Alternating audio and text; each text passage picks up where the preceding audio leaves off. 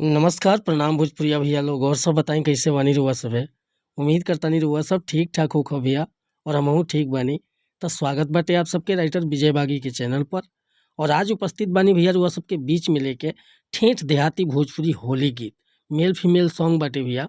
एकर नया म्यूजिक बनवा के बढ़िया तरीका से गायकी कर देतानी तो गाना 100% बज जाई भैया। तो चली देर ना करते हुए मैटर के शुरुआत कइल जा कि कैसे गीत के गावे के बा, का एकर धुन बा, का लय बा।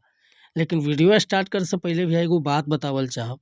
रउआ अगर नया सिंगर बानी आ सिंगिंग में इंटरेस्ट बा, अच्छा मैटर के तलाश में बानी, बढ़िया गीत नइखे मिलत, सही तुकबंदी नइखे मिलत या आपके मनपसंद के मैटर नइखे मिलत, तो भैया अगर हमरा चैनल पर आ गइल बानी तो सबसे पहले चैनल के सब्सक्राइब कर ली, बेल आइकन प्रेस कर ली, ताकि हर रोज रउआ के नया मैटर सुने के, देखे के और गावे के मिलत रही भैया।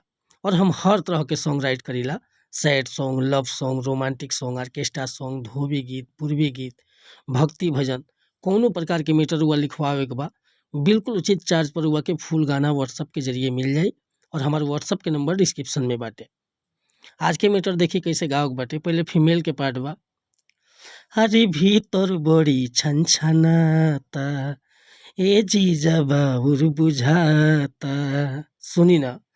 हाँ भीतर बड़ी छनछनाता, ए जीजा बाबुर बुझाता।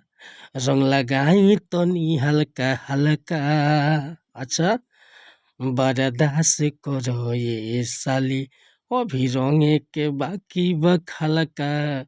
बर्दास करो ये साली, अभी रंगे के बाकी बखलका। बर्दास करो ये साली। तो भैया ये मुखड़ा लेकर वह सबके बीच में उपस्थित रहनी है। और सुबह के टाइम भविष्य हम ज़्यादा तेज करके गीत के नहीं गौले। रउआ एकरा के ऊंचा स्केल से गा सकीला।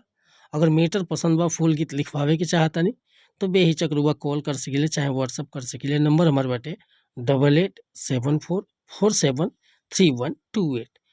कौनो प्रकार के मैटर लिखवाओ होके, चाहे नया म्यूजिक बनवाओ होके, संपर्क कर सकीला भैया। वीडियो अच्छा लागल हुई तो एगो लाइक करब, कमेंट करब। आ चैनल पर अगर पहली बार आए लोग भैया तो रिक्वेस्ट बा चैनल के सब्सक्राइब कर ले। मिला तनी फिर से अगला वीडियो में, तब तक अनुमति चाहतनी। नमस्कार, प्रणाम, धन्यवाद भैया। जय हिंद, जय भारत, जय भोजपुरी समाज।